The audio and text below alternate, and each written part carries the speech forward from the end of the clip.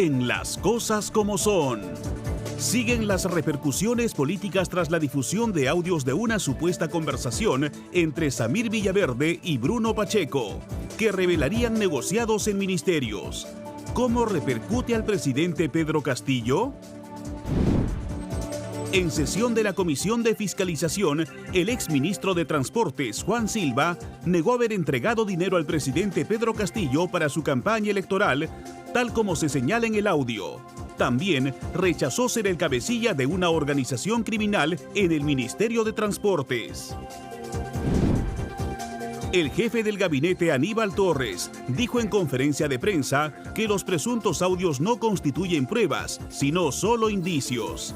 Enfatizó que estas conversaciones deben ser materia de investigación en la Fiscalía y el Congreso. Además, comuneros de Las Bambas se reunieron con el presidente Pedro Castillo y representantes de la empresa minera MMG. Sin embargo, aún no habría acuerdos concretos. Dirigentes llevarán los puntos acordados para ser debatidos por las comunidades. Así comienza Las Cosas Como Son, con Fernando Carballo. Buenas noches y bienvenidos a Las Cosas Como Son. Antes de darle la palabra a nuestra primera invitada, que es la abogada Delia Muñoz, vamos a escuchar una grabación de declaraciones formuladas el día de hoy por el primer ministro Aníbal Torres a propósito de los audios que se han conocido en días pasados, en los que conversa quien fuera el secretario general de la presidencia, Bruno Pacheco, y un empresario que tuvo un rol activo para jugar un papel o, digamos, distorsionar algunas de las licitaciones hechas por el Estado, algunas de las cuales tuvieron que ser anuladas. Vayamos, por favor, con la grabación de lo dicho por Aníbal Torres. Esos hechos, que son conversaciones de terceros con relación al presidente, el presidente no es parte en esa conversación, son materia de investigación. Esos hechos serán investigados en la Fiscalía, serán investigados en el Congreso de la República. Yo escucho los comentarios, ¿no?, sobre esos hechos y ya quisieran no imputarle responsabilidad penal al presidente, incluso algunos penalistas que son siempre entrevistados allí, que yo no sé cómo es que ellos son penalistas y responden en esa forma, ¿no? Lo cierto es que eso, señorita, no constituye prueba.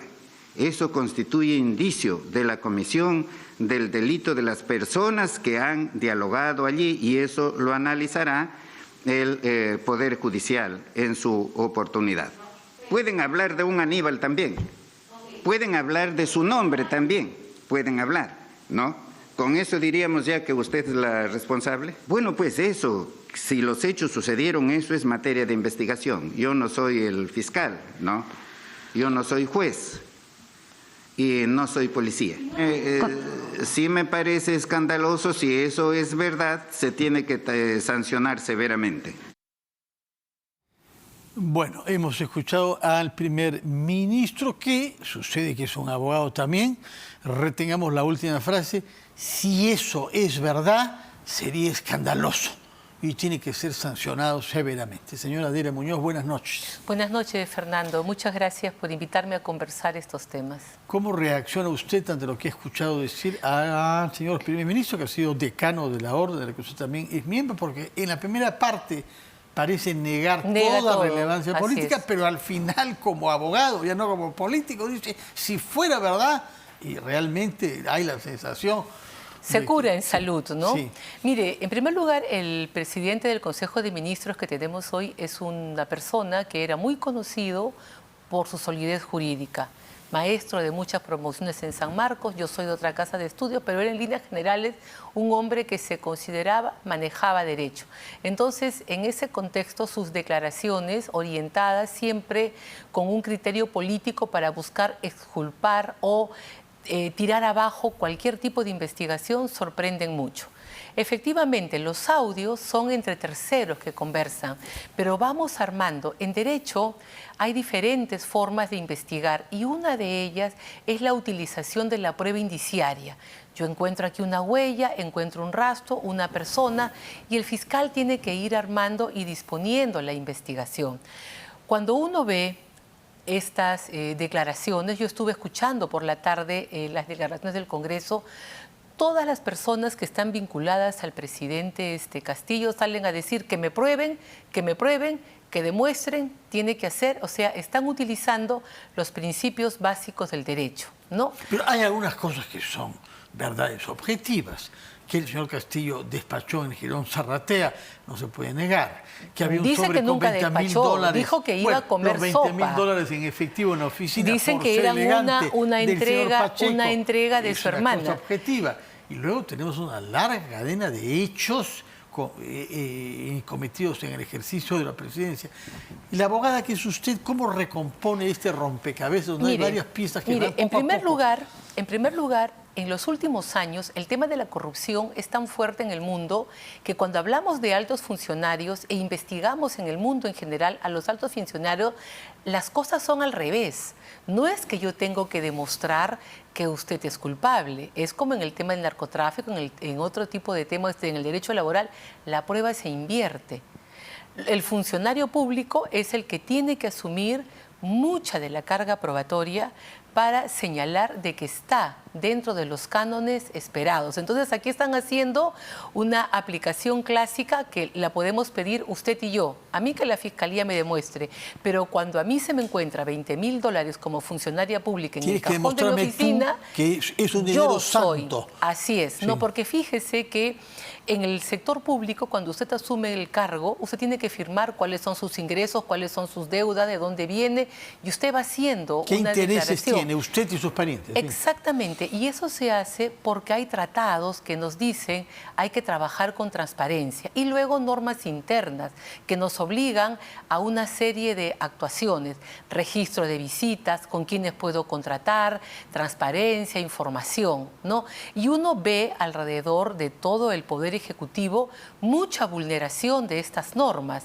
En consecuencia, para mí hay por lo menos una huella que la Fiscalía debería de comenzar a seguir y a jalar el hilo conductor. Respecto de esa huella, quiero saber qué aporta a esa huella, a ese conjunto indiciario, como dice usted, lo que hemos escuchado en el audio que se ha emitido en la cadena Willax. Aporta que tenemos a unos sobrinos presidenciales que estaban muy cercanos al tío y que eran quienes contaban con el auspicio de este señor que está hablando, que era quien les facilitaba un carro, que era quien Samir les facilitaba. Villaverde, preso en Ancón. Sí. Preso en Ancón. Entonces, es una persona muy cercana al núcleo de poder, ¿no?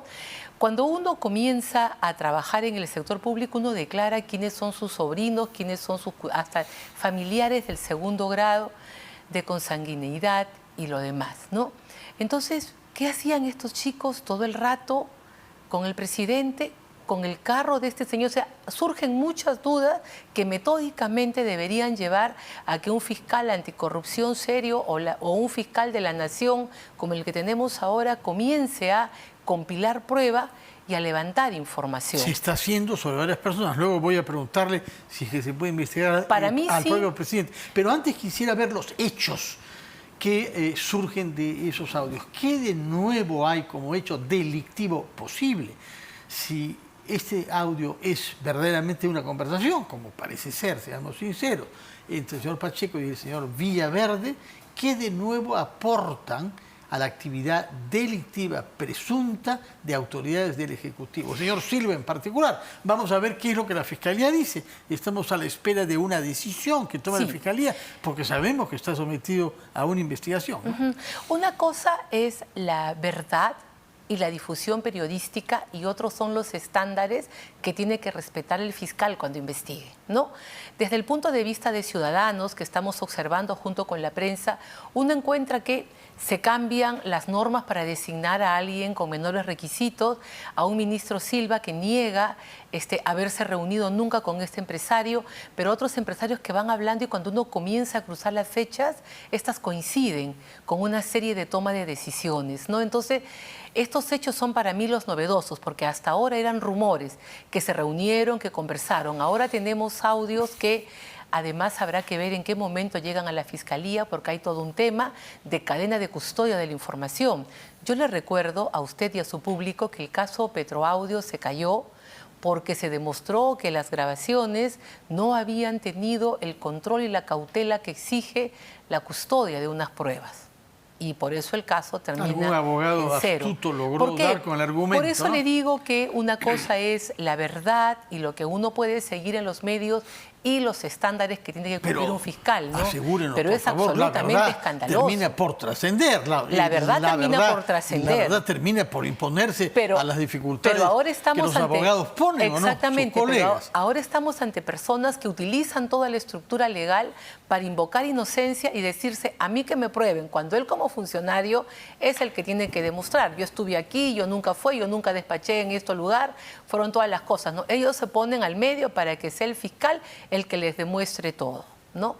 Así de que ese tipo de respuestas en un interrogatorio, cuando uno estudia técnicas de interrogatorio, a uno lo que le van demostrando es que estamos ante personas que tienen un discurso más o menos uniforme, pero cuando uno las va comparando con las otras personas que también están declarando, va encontrando inconsistencias. Ahora, todo parece pasar por el señor Silva, que fuera ministro de Transportes, es decir, del ministerio con mayor presupuesto de inversión en el Estado, ¿no? Así es. Los más grandes ministerios son Transportes y Vivienda. Son los que ejecutan y ejecutan muchas obras, ¿no? Y obras realmente de un monto muy, muy grande. Por eso de que han sido ministerios donde, si usted ve los últimos tiempos, los grandes temas de corrupción han estado vinculados a concesiones, ejecución de obras. Incluso fíjese usted, el ministro Silva cuando declara, el exministro Silva cuando declara dice, no, pero si ese tema de corrupción siempre ha existido, por eso que hubo el Club de la Construcción, o sea, y siempre y van las a jalar, y el puente Guayaga. Y siempre le van a jalar. ¿De qué me acusan? Si antes también lo hacían, demuéstrenme que soy culpable. Hay esa conducta, ¿no?, muy presente en todo esto. Justamente se ha publicado un tuit de la Fiscalía que vamos a dar a conocer. Adelante, por favor, si se puede poner. El fiscal de la Nación, Pablo Sánchez, solicita al Poder Judicial el impedimento de salida del país por 36 meses contra el exministro de Transportes, Juan Silva Villegas, como parte de la investigación por la presunta comisión de los delitos de colusión y organización criminal. Bueno, lo que habíamos adelantado. Está muy bien. El señor Silva no puede salir del Perú, quiere decir que la investigación sobre él avanza. Que comience la investigación y que muy rápidamente, porque otro gran tema que preocupa es que tenemos grandes escándalos, grandes temas éticos, cuestionamientos morales que podrían ser ilegales, y la Fiscalía hasta ahora no acusa y no condena a casi nadie. Entonces eso genera mucha sensación de impunidad y hace pensar pues a las personas ciudadanas que cualquiera puede delinquir y en nuestro país no pasa nada, ¿no? Ahora bien, todo conduce a la pregunta de fondo que le había adelantado usted. ¿Puede el presidente de la República ser investigado? ¿Qué dice nuestra Constitución sobre este tema? Que ya sabemos que mereció una respuesta de la ex fiscal de la Nación, Zoraida Ábalos, que abrió la investigación, pero que la suspendió, según ella, durante el lapso en que el presidente ejerza su mandato. ¿Cuál es su opinión como constitucionalista sobre este tema? Para mí el presidente sí puede ser investigado. La prohibición en la Constitución es que no puede ser acusado. Entonces uno se queda, la Constitución dice que no puede ser acusado, el que no puede más no puede no menos. Un momentito, el Código Procesal Penal tiene un capítulo donde se regula la investigación a los altos funcionarios. O sea, la norma constitucional es desarrollada en el Código Procesal Penal. Usted entra allí a ese capítulo y va a encontrar Y una norma que le dice expresamente, el fiscal de la Nación, ¿cuándo va a acusar a uno de los funcionarios contenidos en el artículo 99? ¿Cuáles son esos? Presidente de la República, congresistas, ministros. O sea, el Código Procesal Penal le señala la ruta para la investigación. Cuando va a acusar es que el artículo correspondiente le dice tiene que ir previamente al Congreso a solicitar que se realice el procedimiento correspondiente para que se proceda a formular la acusación. En consecuencia, la Constitución, si gustan, es poco clara, pero en la norma interna donde se desarrolla esta protección presidencial no lo exonera de la investigación. Y es por eso que el presidente Kuczynski pudo ser investigado mientras ejercía el cargo.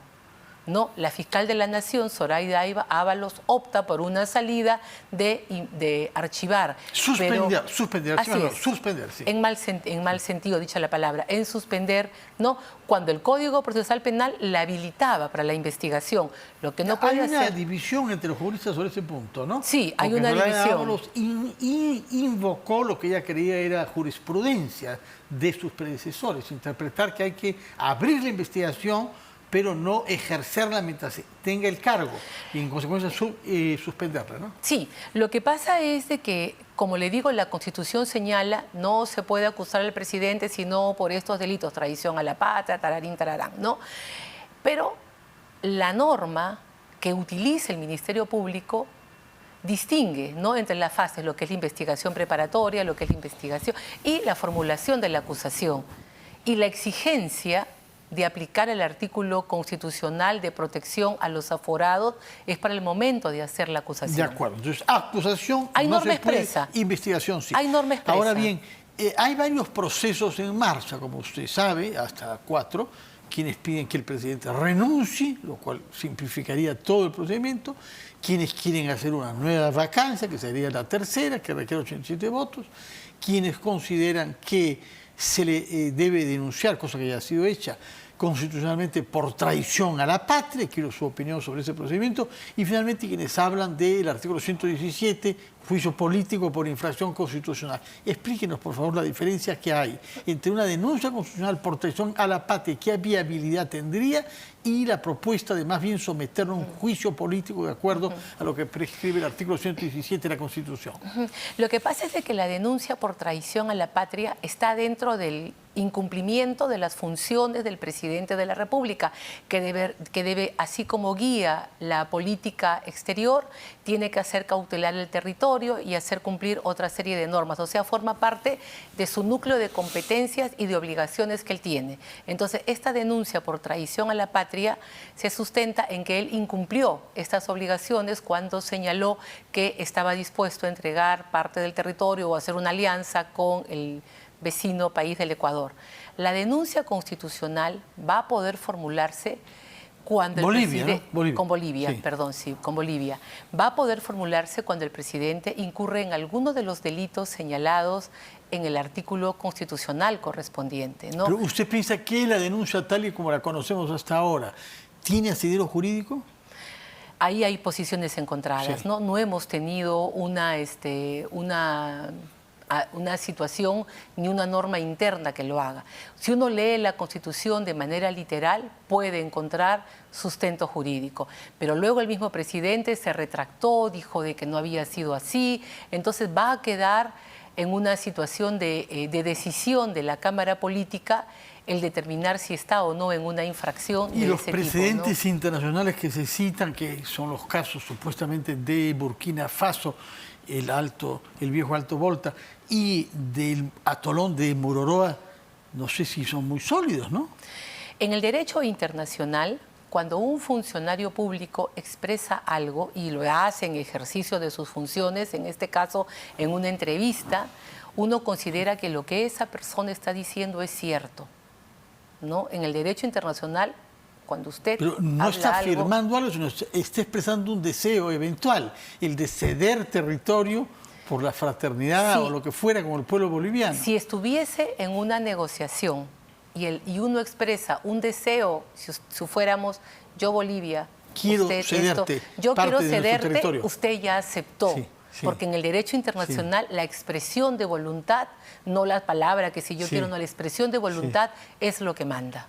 ¿En una negociación o en una entrevista a una cadena de televisión? La entrevista ha sido como presidente de la República, ¿no? Entonces es bien delicado. Me parece que no tenía claro que como presidente hay cosas que no puede decir y rutas que no puede transitar. ¿Usted conoce casos, puesto que se ha especializado en el derecho humanitario internacional, me parece, y en los derechos humanos a nivel internacional, casos en las últimas décadas en que algún jefe de Estado haya sido retirado del poder por traición a la patria?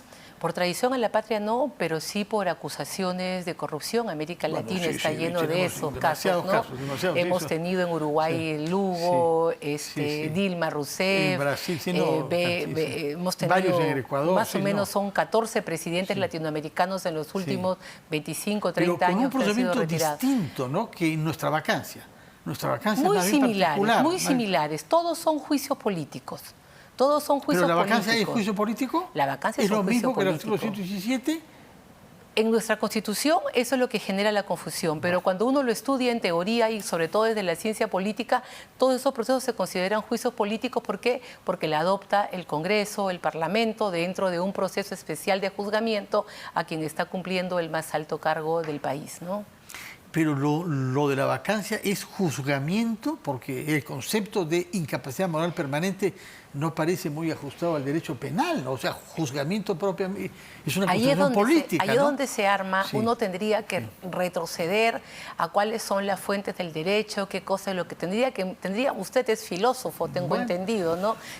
Trato de tener una actitud filosófica, pero créame que me resulta difícil, prefiero acogerme al argumento de los abogados en este caso. Ya, tendríamos que ir hasta Kant, que señala de que lo que es la moral en la ética, el derecho, y ver, entonces podríamos concluir de que no puede haber una norma jurídica que no tenga un contenido moral y que la moral viene con ética. Entonces podríamos ir, otros dicen que no, que podrá decir incapacidad moral, pero que está referido a que esté enfermo. Y Delia Muñoz, ciudadana comprometida, ¿qué es lo que desearía que se produzca en nuestro país como desenlace de un entrampamiento que gira en torno a muchos personajes con visos de corrupción manifiesta, pero amparados por los nombramientos hechos por el señor Pedro Castillo? A mí me gustaría que el presidente Castillo o renuncie o convoque a un alto consejo político y acuerde una nueva convocatoria a elecciones. Recortar el mandato de los congresistas y del presidente. Pero eso pasa por un acuerdo político, ¿no? Yo creo que la situación de crisis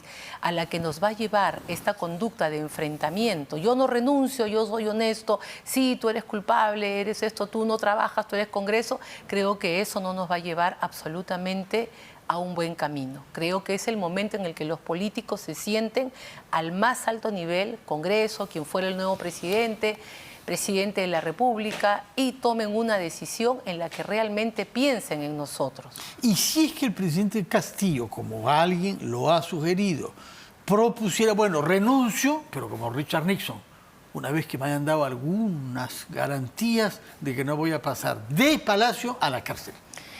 Es que en el sistema americano, el nuevo presidente de la República, como era el que seguía al señor Nixon, lo podía perdonar de todos los delitos, y es lo que hace, ¿no? Pero en el Perú, el indulto presidencial ahora está completamente regulado, pasa por una comisión, hasta puede ser objeto de un cuestionamiento a nivel de la Corte Suprema, ¿no? Entonces, aún así le den ese indulto, podría ser objeto de una impugnación, porque la figura la hemos llevado, visto indultos impugnados, la figura la hemos bajado a un nivel que admite control. Delia Cosa Muñoz, que en Estados muchas Unidos gracias no por su presencia. No sé si salgo con más certidumbres o más dudas aún que antes, pero en todo caso he hecho un esfuerzo por aclararnos las cosas, y eso corresponde con el espíritu de nuestro programa, las cosas como son. ¿Sabe lo que pasa? Que se está usando el derecho de mala forma. Sí, de parte y otra, ¿no? Sí. Se utiliza de manera, yo estoy diciendo de que mucho abogado de Wikipedia, ¿no? O sea, literal, ¿no? Y no tienen una visión integral, que es lo que exige el derecho. Bueno, señora Muñoz, muchas gracias por su contribución y su exhortación a una utilización no sesgada y menos malintencionada del derecho. Muchas gracias y muy buenas noches. A usted, buenas noches. Vamos a hacer una pausa, después de la cual pasaremos del derecho a la ciencia política, y eso lo haremos con ayuda de Jeffrey Radzinski. Primero vamos a la pausa.